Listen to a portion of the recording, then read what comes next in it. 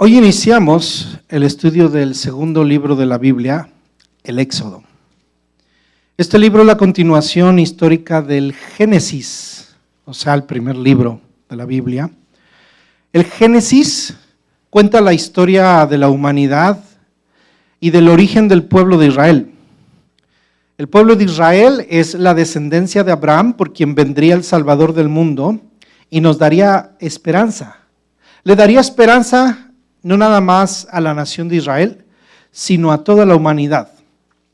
Este primer libro, el libro del Génesis, abarca aproximadamente unos 1600 años de historia desde la creación del mundo y del universo.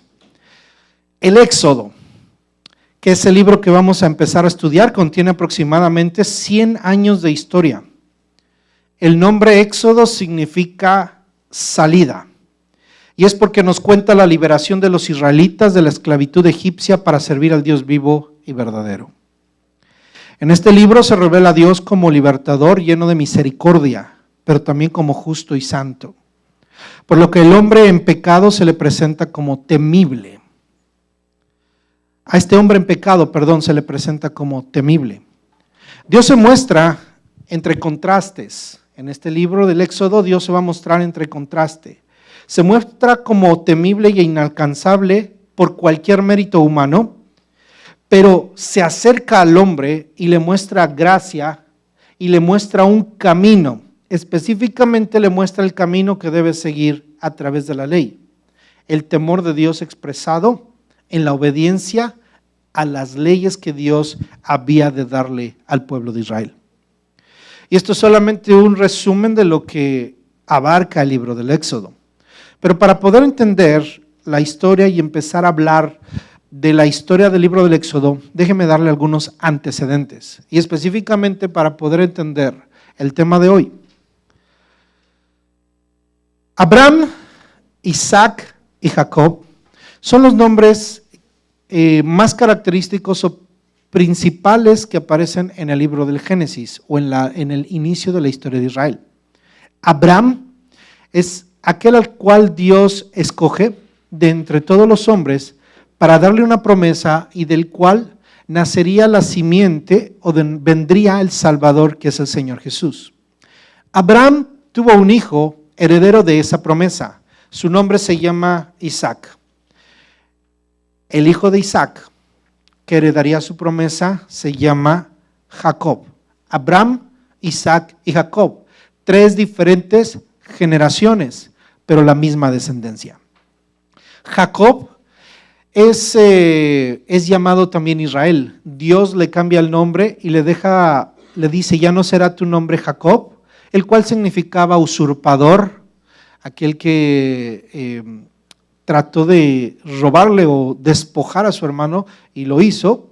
Era como una persona usurpadora. Y por eso se le llamó así, pero Dios le cambia el nombre y le pone este nombre, Israel. Por eso es que al pueblo que nace de ellos se le conoce como el pueblo de Israel. Israel o Jacob tiene 12 hijos.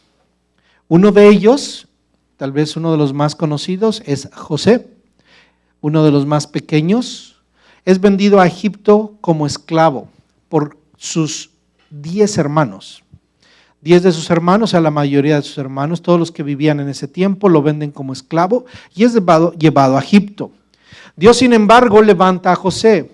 Dios tiene un propósito para José en Egipto y levanta a José hasta llevarlo a que José fuera el segundo en el mando de Egipto después del rey de Egipto, del faraón.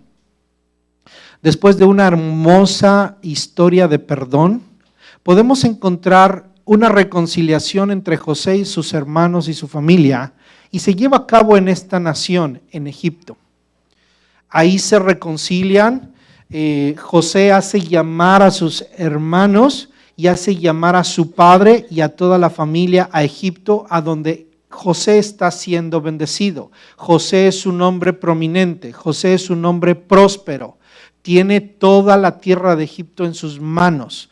tiene a toda la nación egipcia bajo su control, hace traer a su familia y la familia de Dios, el pueblo de Dios, Israel, es bendecido. ¿Dónde? En Egipto.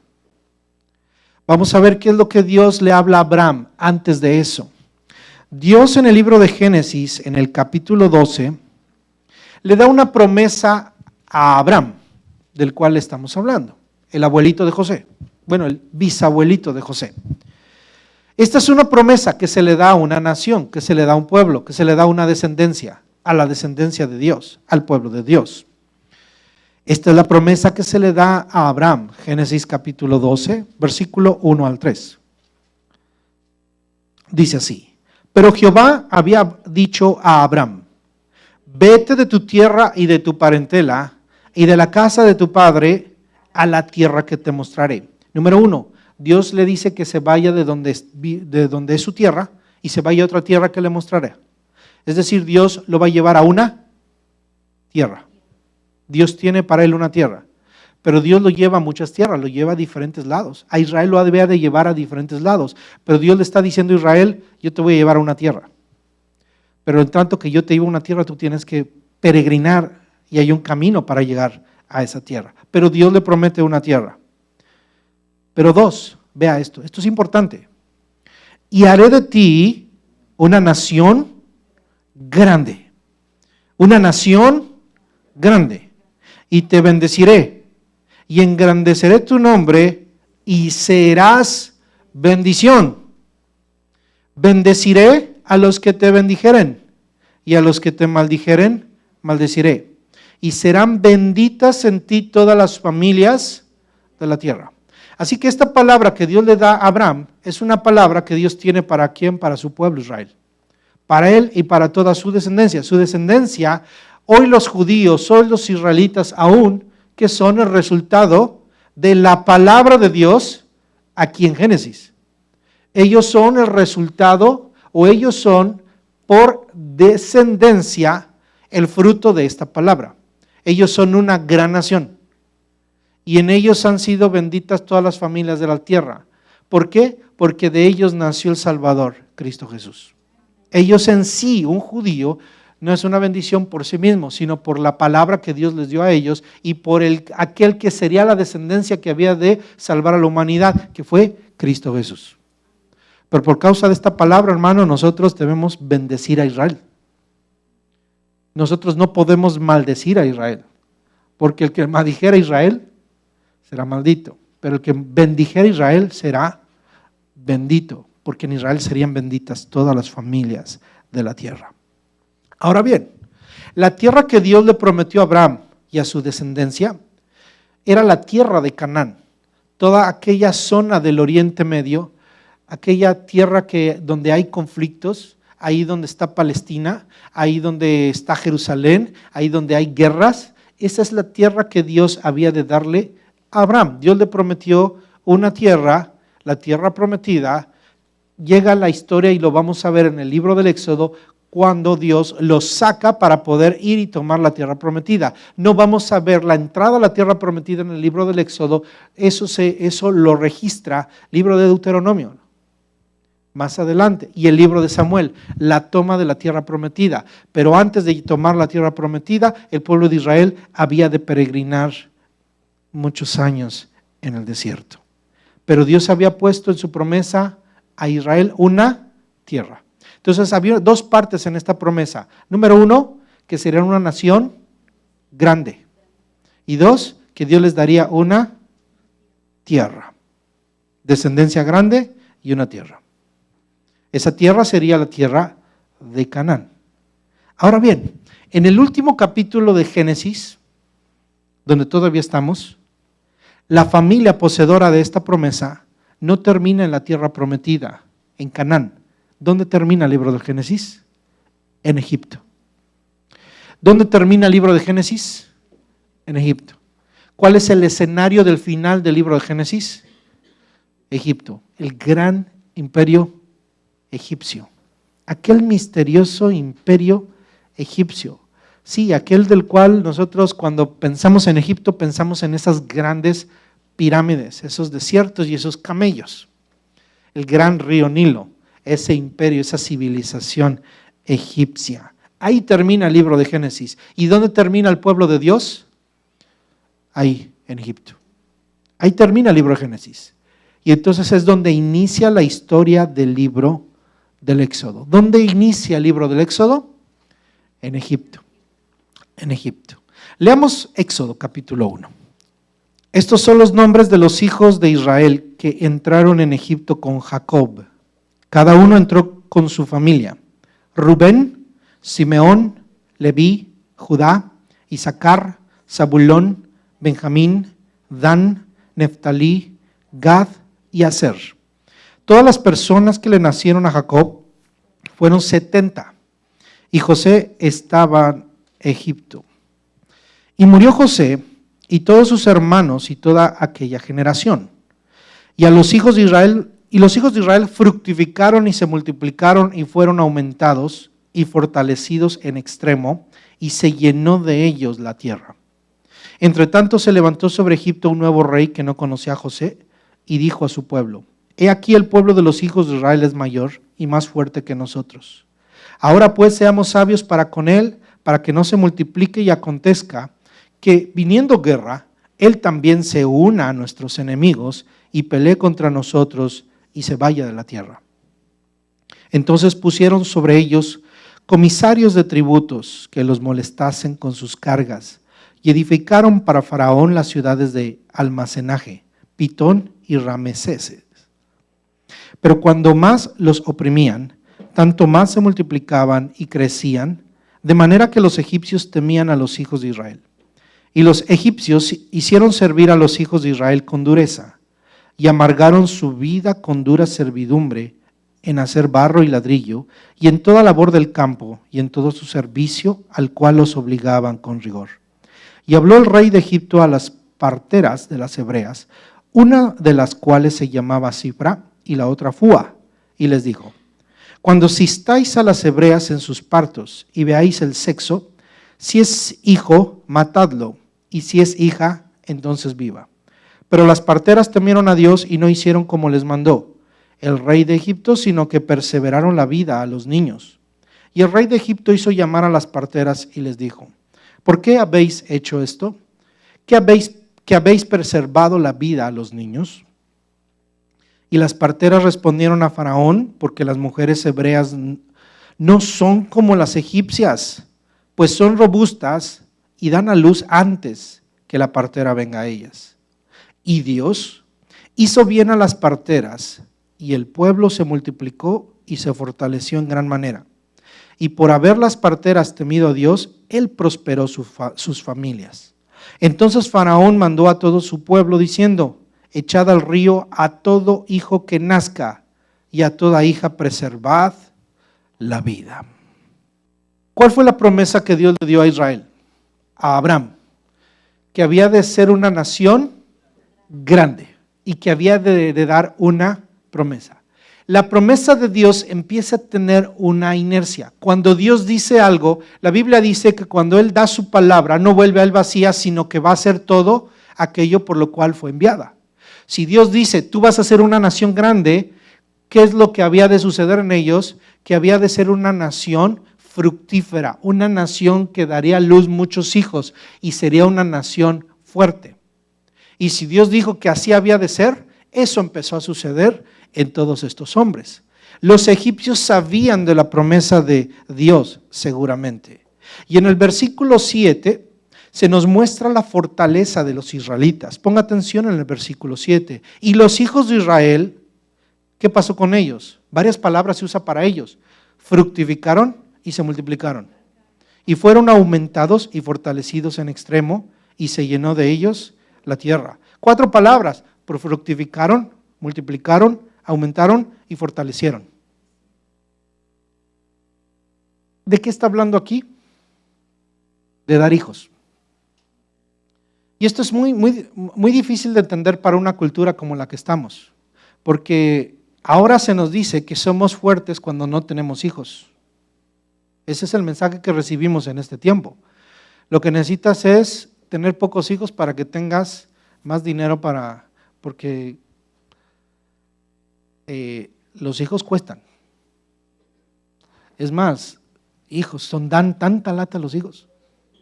¿Qué nos dijo Dios? Que tengan hijos. ¿Y el pueblo de Israel qué les está diciendo Dios? Ustedes van a tener hijos. ¿Cuál es la fortaleza que tenía este pueblo? Sus hijos, que se multiplicaban. Que tenían hijos las mujeres hebreas, que daba gusto. Entonces, la fortaleza de los israelitas en Egipto, ¿cuál fue? La cantidad que de ellos había en el país. La cantidad de ellos que había en el país. Todo país en donde hay un grupo inmigrante que se empieza a multiplicar se preocupa. ¿Sí o no? Lo sabemos muy bien. Así que los egipcios se preocuparon. ¿Por qué? Porque los israelitas estaban teniendo muchos hijos. Ser fructífero, mi hermano, es una bendición de Dios. Y no estoy diciendo que si alguien no puede dar a los hijos, no sea bendito por Dios. Pero como pueblo, como nación y como creación, como humanidad, Dios nos ha bendecido con la oportunidad de multiplicarnos. De otra manera, se acabaría la humanidad. Desde el libro de Génesis, usted recuerda que Dios le dijo a Adán y a Eva, cuando los bendijo: fructificad y multiplicaos, sojuzgar la tierra y llenarla y sojuzgarla, y señoreen sobre toda la creación. Dios los bendijo y una de las bendiciones fue: llenen la tierra, porque tú no puedes sojuzgar la tierra sin tu descendencia. Si no hay hijos, Adán y Eva no podían hacer nada solos. Ellos habían de multiplicarse, ellos debían dejar descendencia. Salmo capítulo 127, versículo 3 y 5, también nos habla de la bendición que son los hijos. Salmo 127.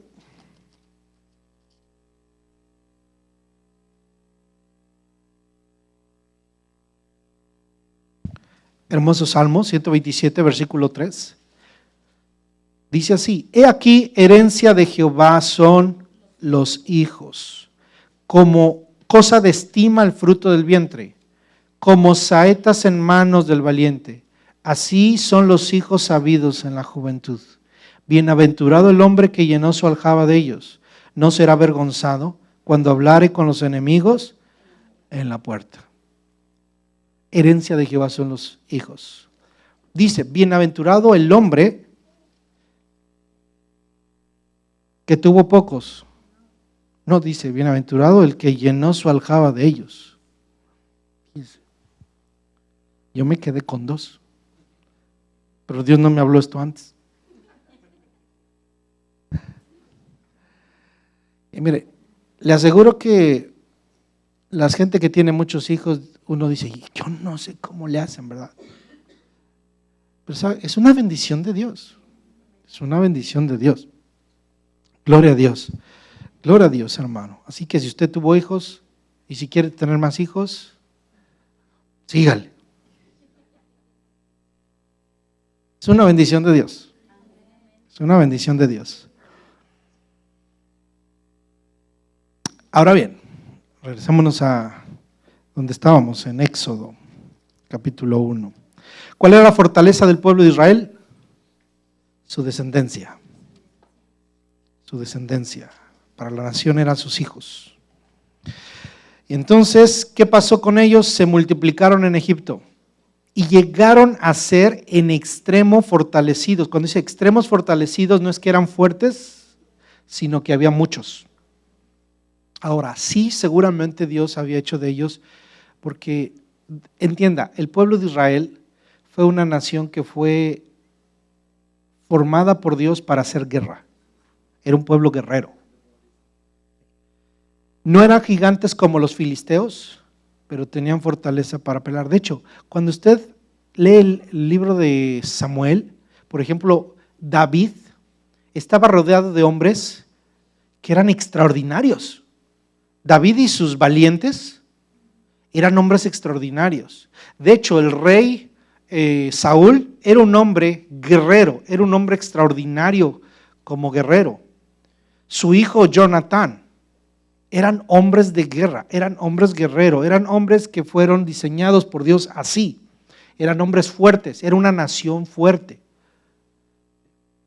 Aunque había nación, y es que porque había naciones tremendas. De hecho, hay ocasiones cuando dice, hay naciones más fuertes que tú. Y Dios tuvo que manifestar su poder. ¿Por qué? Porque en Israel había una fortaleza que venía de Dios. Ahora, en Egipto se muestra una nación que era fuerte por la cantidad de hombres y de mujeres que estaban naciendo en Egipto. Y entonces, en el versículo 10, ¿qué pasa? Faraón, el rey. Ahora pues, les dice el faraón, ahora pues, seamos sabios para con él, o sea, con la situación, con este pueblo. ¿Y qué es lo que no quería? Que se multiplicaran. ¿Qué es lo que no quiere el rey? Que se multipliquen. Y acontezca que viniendo guerra, él también se una a nuestros enemigos y pelee contra nosotros y se vaya de la tierra. ¿Qué es lo que no quería el rey? Que se fueran. Aquí no los quería correr, este rey no los quería correr, este quería que se quedaran. Que se quedaran, pero que no se quedaran muchos. No quería que se multiplicaran, sino que se multiplicaran, y lo único que quería él era controlar la población. ¿Qué es lo que quería el faraón? Controlar la población. ¿Qué es lo que quiere Faraón? Controlar la población. ¿Qué es lo que quiere el faraón? Controlar el número de hijos de Dios, del pueblo de Dios. El pueblo de Dios tiene que mantenerse mermado, bajo control. ¿De quién? Del faraón. El faraón tiene que controlar al pueblo el cual está bajo su señorío. Pero Dios dice otra cosa, ¿verdad? El faraón quería controlarlos y tenerlos mermados para poder aprovecharse de ellos. Los egipcios se habían olvidado del favor que Dios les había hecho, porque fueron bendecidos ¿por quién? Por José. Dice la Biblia que cuando murió José y murieron los faraones que conocían a José, se les olvidó. ¿Y qué pasó? Cambió la situación. Y esto es una enseñanza para nosotros, porque el hombre olvida lo que hacemos por él, pero Dios no. Miren, muchos de nosotros podemos hacerle favores a los hombres, pero los hombres se olvidan de ello. Pero Dios no. Pero Dios no. Es como los que trabajamos en las empresas. Hoy nos quieren porque trabajamos por ellos, pero cuando no les servimos, se deshacen de nosotros. Nosotros somos muy fieles y es bueno, hermano, debemos ser chambeadores, trabajadores. Si el hispano es trabajador, hay que seguir haciendo ser trabajador, ser bueno, ser un buen empleado y dar un buen testimonio. Pero también debemos saber que cuando se le trabaja al hombre, no se frustre porque de pronto el hombre le da la espalda, porque el hombre así es. Si usted trabaja es para honrar a Dios. Si usted trabaja es para servir a Dios, para cumplir no un propósito en este mundo, sino un propósito eterno. Cumplir el propósito de Dios para nuestra vida. Versículo 11, entonces Faraón establece una estrategia y dice, entonces pusieron sobre ellos comisarios de tributos que los molestasen con sus cargas y edificaron para Faraón las ciudades de almacenaje, Pitón y Ramesés. La estrategia de Faraón fue ponerlos a trabajar y oprimirlos. Trabajar no es nada malo, pero ser oprimido es una dura carga. Porque eran tratados ¿cómo? Con crueldad. ¿A cuánto les gusta que los traten mal? A nadie, ¿verdad? Pero el faraón trataba al pueblo ¿cómo? Con crueldad. Porque cuando a una persona se le trata con crueldad, se le merma físicamente y se le merma espiritualmente y anímicamente. Y esto es importante que entendamos. El mundo, hermano, usted y yo trabajamos, ¿verdad? Pero ¿sabe? Debemos tener cuidado que el trabajo no nos oprima. El trabajo, que es una bendición de Dios, no oprime. Pero lo que el hombre pone es una carga que oprime. ¿Cuál es el efecto de la opresión? El efecto de la opresión es de que usted se va a ver mermar físicamente, lo cual es normal. Cuando uno trabaja, se cansa físicamente. Pero el problema que tenemos los seres humanos es el estrés. Yo creo que más de uno aquí padecemos de estrés. ¿Alguien ha padecido aquí de esos dolores de la cabeza que usted ya no se levanta? O que mejor tiene que desaparecer y dormirse o qué sé yo. Es estrés. ¿Cuántos padecen dolores de muelas que de pronto dicen no tiene infección, pero se le hinchan las muelas? Es estrés. ¿Cuántos padecen hemorroides por estrés? ¿Cuántos padecen la baja presión o la alta presión? Por estrés. Es el trabajo, hermano, que oprime nuestra psicología y nos está acarreando ¿qué? Debilidad. Por eso, mi hermano, usted debe tener cuidado para que aún las situaciones de la vida no lo rebajen espiritualmente. Faraón sabe muy bien cómo actuar. Si usted pudiera ver o aplicar esta situación a su vida, Faraón es Satanás y sabe muy bien cómo oprimirnos y cómo mantenernos mermados para que el propósito de Dios no se cumpla y mantenernos esclavizados bajo su señorío, el señorío del mundo. Egipto, hermano, representa para nosotros, estamos hablando de la historia bíblica, pero tenemos que aprender de esto, aprendamos de esto. ¿Quién es nuestro faraón hoy, hermano? El Dios de este siglo. ¿Y cuál es el Egipto nuestro? Aquí donde vivimos. Aquí donde vivimos. Y el Dios de este siglo no nos ama, mi hermano. ¿Cómo quiere tenernos? Oprimidos. Y los creyentes nos dejamos mucho oprimir. Y vivimos oprimidos por el mundo, oprimidos por las situaciones, oprimidos porque no tenemos lo que los demás tienen. Por eso, hermano, el creyente vive diferente. ¿Cómo? Está contento y satisfecho. Por eso dice la Biblia, Dios ama al dador alegre. No el que depende de lo que le den. Porque inclusive hasta nos estresamos y no nos dan. Como dice, somos limoneros y con garrote. Mire, déjeme decirles, ser honesto, nosotros somos hispanos y tenemos la idea de que nosotros venimos así, que nos digan, a que nos den. Y queremos ayuda de este gobierno, ¿verdad? Hermano, hay un montón de gente que se enoja que no les den. No me aprobaron esto, no me aprobaron el otro. Y les causa estrés, les causa ansiedad. ¿Por qué? Porque están sometidos al Dios de este siglo. Si tú estás en Egipto, si llegaste a Egipto es porque Dios te trajo ahí. Dios llevó a su pueblo ahí. Y ahí fue bendecido. Mi hermano, usted y yo estamos aquí en este país, en esta ciudad, porque Dios nos permite estar ahí, porque hay un montón de gente que ya le regresaron a su país. Y si estamos aquí, hermano, gloria a Dios. Pero no podemos permitir que este mundo nos oprima y no vamos a estar sometidos al Dios de este siglo. Necesitamos, hermano, aprender a entender cuál es el propósito que Dios tiene para nuestra vida, lo cual es espiritual.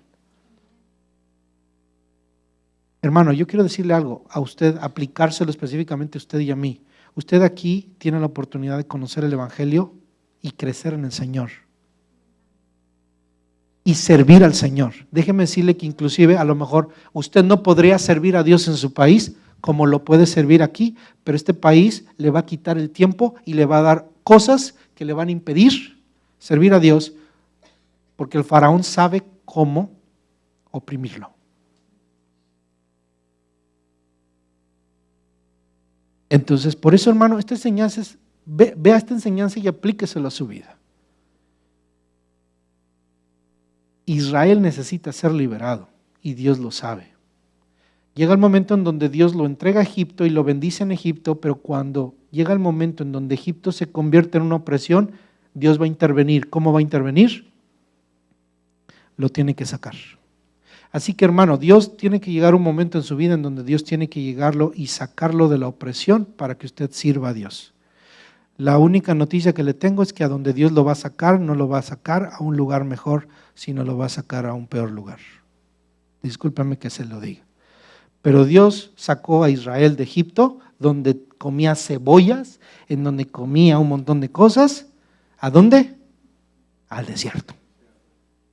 Pero en Egipto estaba bajo el señoreado de Faraón, pero en el desierto estaba bajo la columna de la gloria de Dios. Por eso, mi hermano, yo quiero sí decirle que estas enseñanzas tienen que cambiar nuestra perspectiva del Evangelio y de lo que usted piensa de las cosas de Dios. Porque tenemos que dejar nuestra zona de confort y nuestro Egipto en donde hemos vivido cómodamente para poder ser verdaderamente liberados. Porque nos emocionamos cuando decimos, ¿cuántos son libres? Y amén. Sí, pero está sometido a Egipto.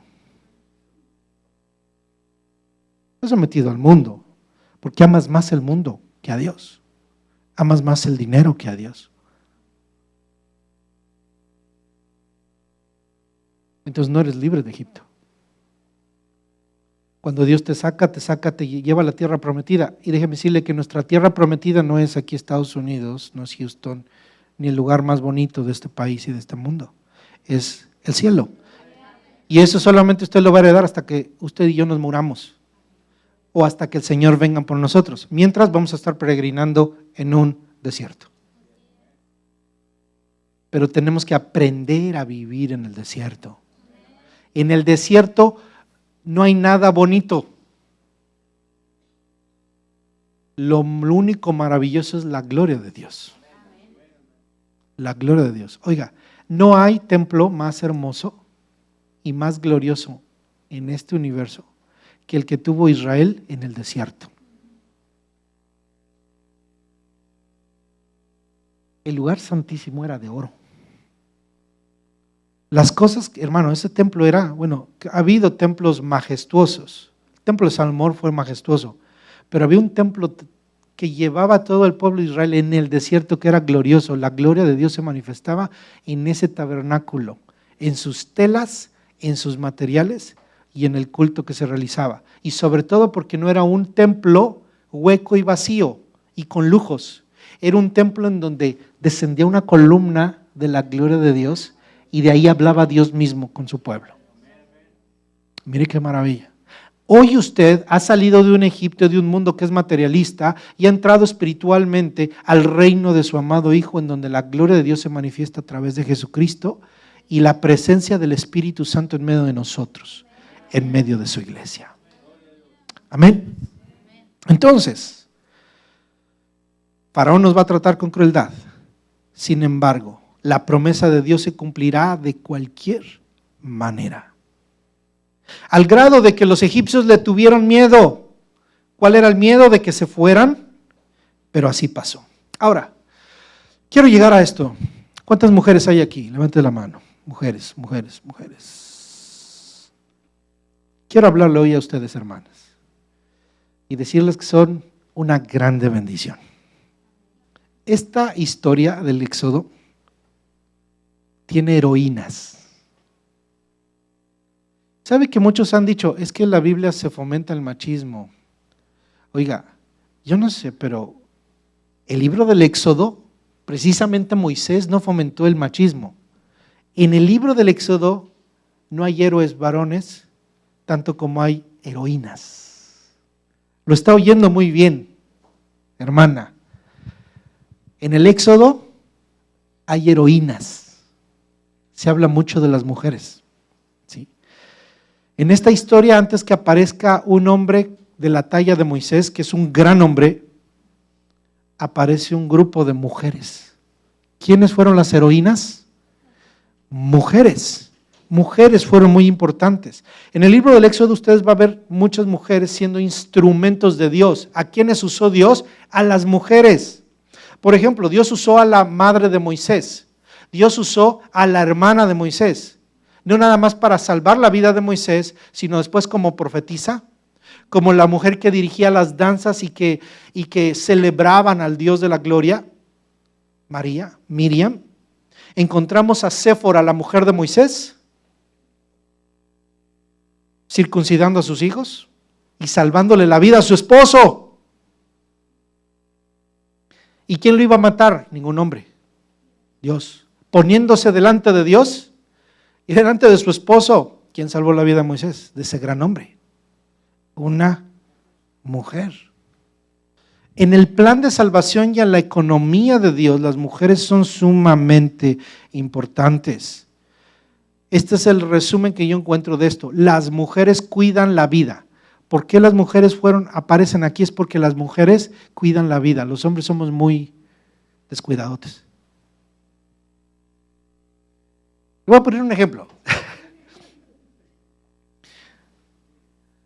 A veces usted le pisa cuando va manejando. Somos trabajados para manejar. ¿Y quiénes nos están controlando? Las mujeres, ¿verdad? Oye, ya vas a 65. Y el hombre dice, tienes hijos, tienes esposa, tienes esto. ¿Sí? ¿Quiénes se preocupan? Son más preocupadas por la vida. Las mujeres, si no fuera por ustedes, estaríamos ya muertos, yo creo. Así que siga siendo así, hermana, de lo que estoy diciendo, ¿verdad? Pero sí es bueno, hermano. Las mujeres cuidan la vida. Las mujeres nos dicen, no le compres eso a tu hijo, porque ellas prevén un peligro que a lo mejor nosotros no vemos. Cuidan la vida. Hay algo en ustedes, hermanas, que posiblemente no tenemos nosotros. Gloria a Dios por ustedes. Gloria a Dios por su vida. En el versículo 15 aparecen dos mujeres.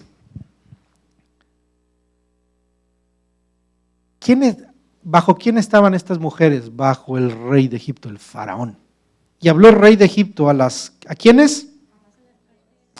Las parteras de las hebreas, una de las cuales se llamaba Cifra y la otra Fúa.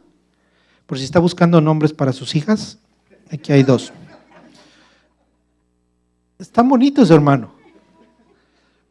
Cifra significa bella y Fúa significa espléndida.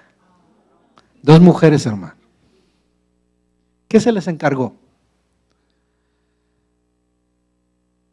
Acabar con la vida de ¿quiénes? De los hombres. Eso es lo que quiere el rey, el faraón. ¿Acabar con quiénes? Con los hombres. ¿Y a quiénes les encargan que acaben con los hombres? A las mujeres.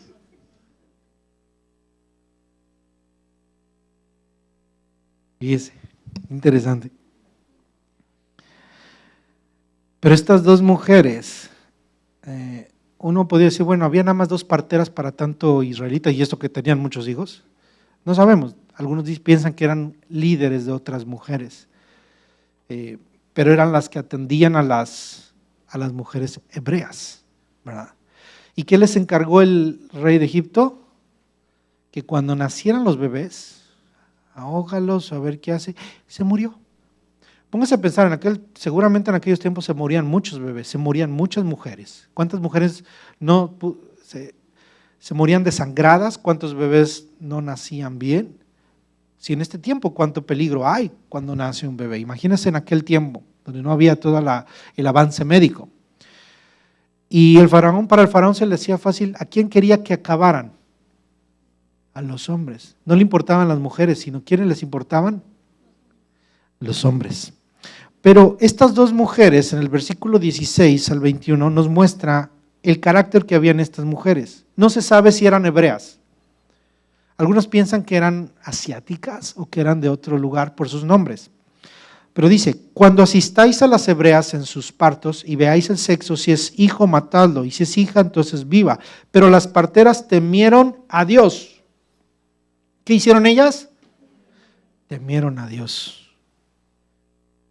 Y no hicieron como les mandó el rey de Egipto, sino que preservaron la vida de los niños.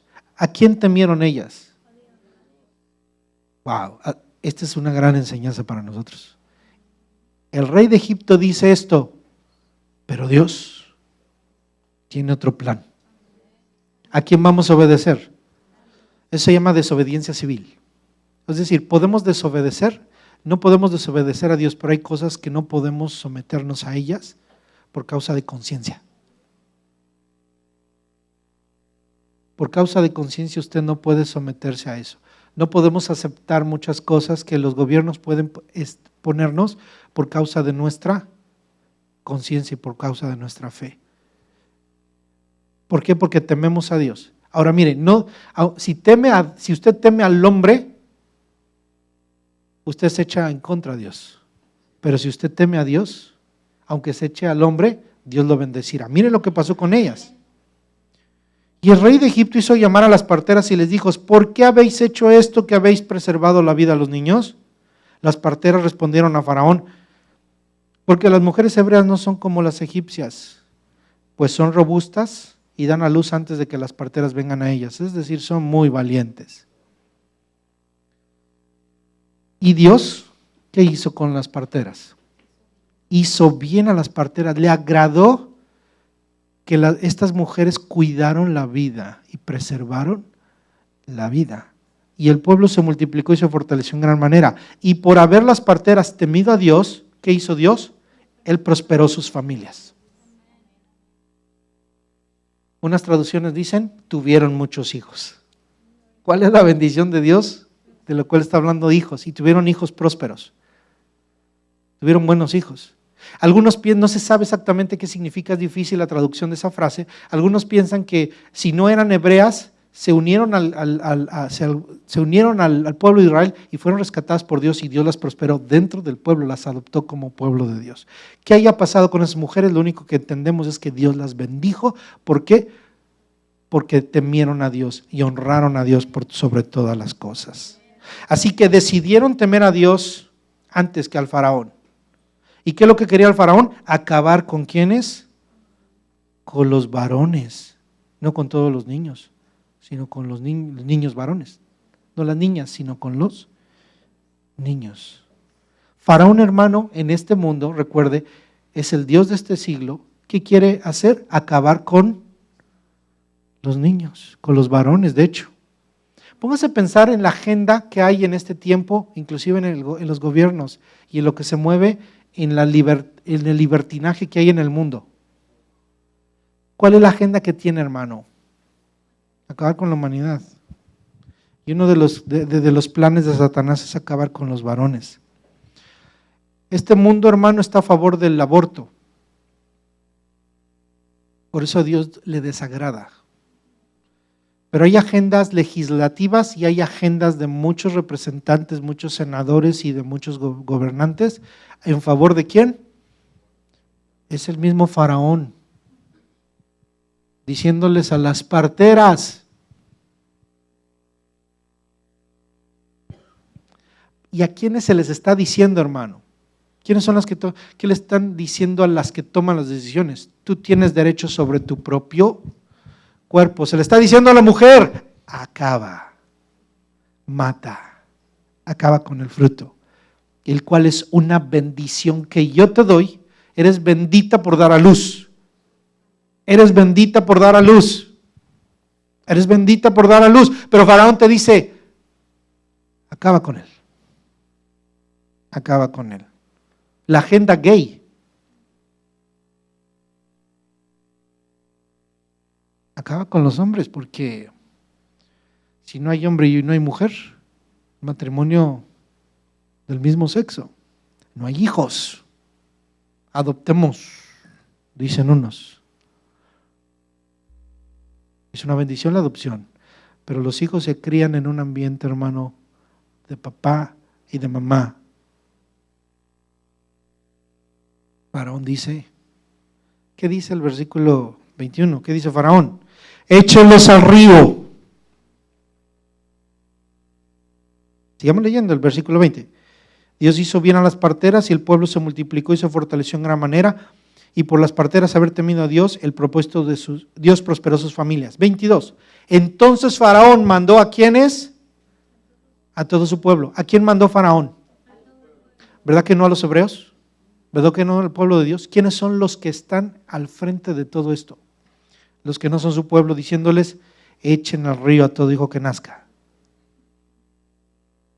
Por eso el mundo no conoce a Dios. El faraón les va a hablar porque ya se da cuenta que con su pueblo no se puede. Y Satanás tiene que darse cuenta, hermano, el Dios de este siglo, aún los gobiernos y todo, tienen que saber que con el pueblo de Dios no se debe poder. No podemos doblar la rodilla, no podemos doblar, hermano, bajar la guardia. Aún con su voto, mi hermano. Conste, no me estoy metiendo en política, solamente le estoy diciendo lo que tiene que hacer, que es responsable. Con su voto usted apoya o usted favorece esto.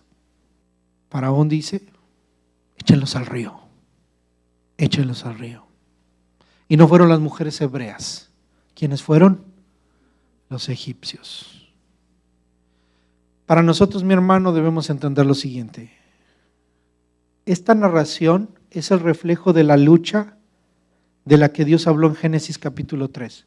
Cuando Dios le habla a la serpiente, le dijo a la serpiente, pondré enemistad entre ti y la mujer. ¿En dónde iba a estar la enemistad según Génesis 3? Entre la serpiente y ¿quién? Faraón, las mujeres. ¿Y qué estaba de por medio? La simiente. ¿Verdad? Le dijo Dios a la mujer, a la serpiente, su simiente. ¿Cuál simiente? Contra los que nacen de mujer. La simiente de Abraham. Los hombres de Israel son simiente de Abraham. De uno de esos habrían de ser benditas todas las familias de la tierra. Por eso Satanás aquí está operando en la figura de Faraón para acabar ¿con quién? Con la simiente. Con la simiente. Con aquel que había de nacer. Pero Dios dijo, tú le vas a herir en el calcañar, pero él te pisará la cabeza. Entonces siempre hay una guerra, siempre va a haber una lucha. ¿Con quién? Con la simiente. Aquí, hermano, encontramos en este pasaje el Evangelio en esto, una lucha en contra del Salvador, de Cristo Jesús. ¿Por qué Dios tuvo que levantar mujeres como estas parteras? ¿Para cuidar qué? La simiente, la descendencia de aquel que habría de venir. Para nuestro tiempo, hermano, solamente podemos aplicar, porque este es un pasado que tuvo ya cumplimiento, la simiente ya vino, pero ahora debemos entender esto, hermano. Debemos nosotros, así como esas mujeres, ustedes hermanas tienen una grande labor en cuidar el ministerio de los varones. Claro que nosotros los varones debemos cuidarlas a las damas, a las mujeres. Dios en el Nuevo Testamento nos enseña que debemos cuidarlas y tratarlas como cristal frágil. Pero aquí quiero, hermano, hablarle a usted, dama, para decirle que usted es importante en el reino de los cielos. Y a nosotros como varones que aprendamos a apreciar el lugar de las mujeres. Inclusive, hermano, aprender esto, que en la agenda que en este tiempo se tiene en el mundo, las mujeres tienen un lugar preponderante y hay que amarlas, hay que cuidarlas. ¿Sabe? Las mujeres son las que padecen, las mujeres son las que a veces tienen que quedarse a cuidar a sus hijos, a desarrollar a sus hijos y trabajar por ellas, porque los hombres desaparecen, parece que los aventaron al río. Sí, hermano. El faraón ya los egipcios echaron a muchos varones, aunque vivan en sus casas al río, ahí están briagos, ahí están drogados, ahí están esos hombres, hermano, echados al río. Y las mujeres sufriendo con sus hijos.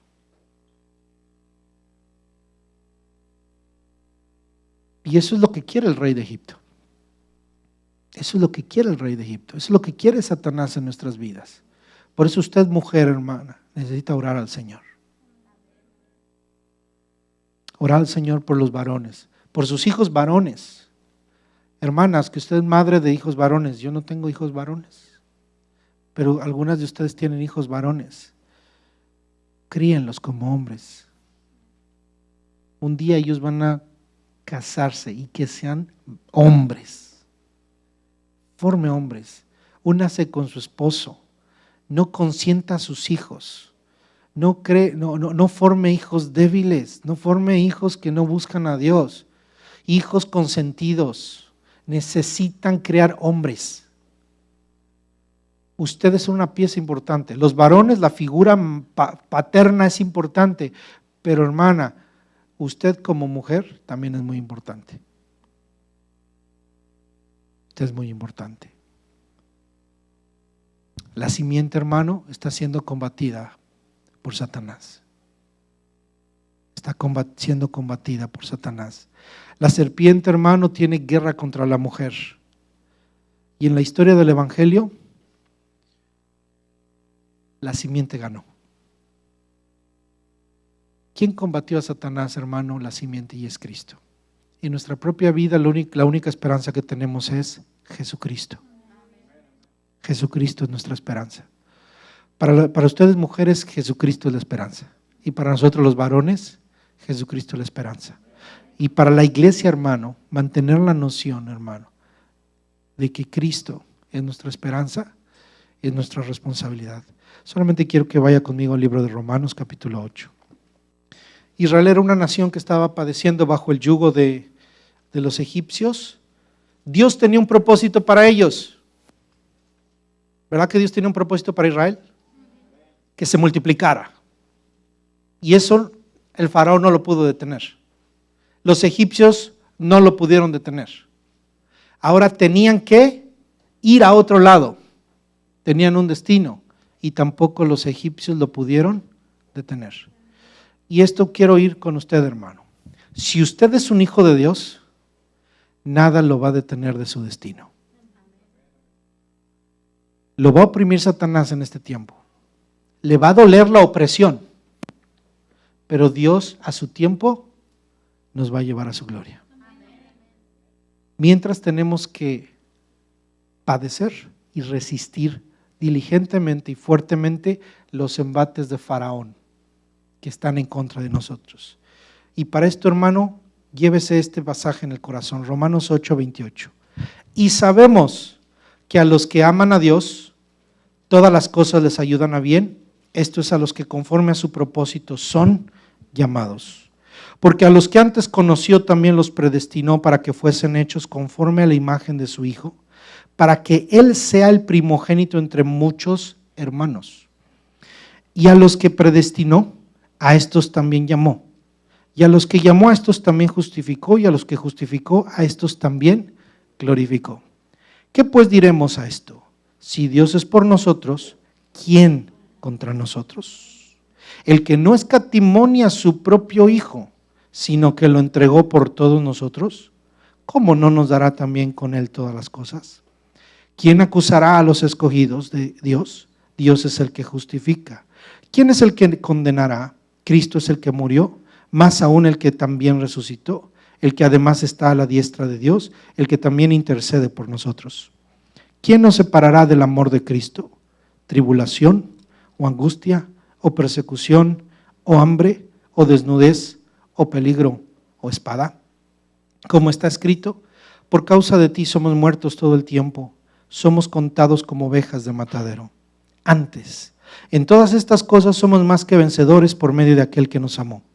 Por lo cual estoy seguro que ni la muerte, ni la vida, ni ángeles, ni principados, ni potestades, ni lo presente, ni lo porvenir, ni lo alto, ni lo profundo, ni ninguna otra cosa creada nos podrá separar del amor de Dios, que es en Cristo Jesús, Señor nuestro. Hermano, este es el cristianismo. Vivimos con un destino diferente al de esta tierra y por eso es que vamos a padecer. Vivimos bajo Faraón en este mundo, pero él no nos gobierna, nada nos detiene, no seguimos su agenda. El Señor nos prospera a pesar de eso, lucha, hermano. Que el mundo no nos diga la agenda, que nos la diga Dios. Así como el pueblo de Israel lo hizo prosperar en Egipto, y de Egipto, hermano, salió, y déjeme decirle, de Egipto salió rico, hermano. El mismo Egipto fue despojado por los hebreos y no fueron robados. El pueblo de Israel no le robó nada a Egipto, sino Egipto se lo entregó al mismo pueblo. Y con esa riqueza, el pueblo de Israel levantó tabernáculo, trajo ofrendas, con esas mismas riquezas glorificó a Dios. Claro, también con esas mismas riquezas se corrompió e hizo un becerro. Por eso, mi hermano, usted debe tener cuidado de qué, de verdaderamente salir de Egipto para servir al Dios de la gloria.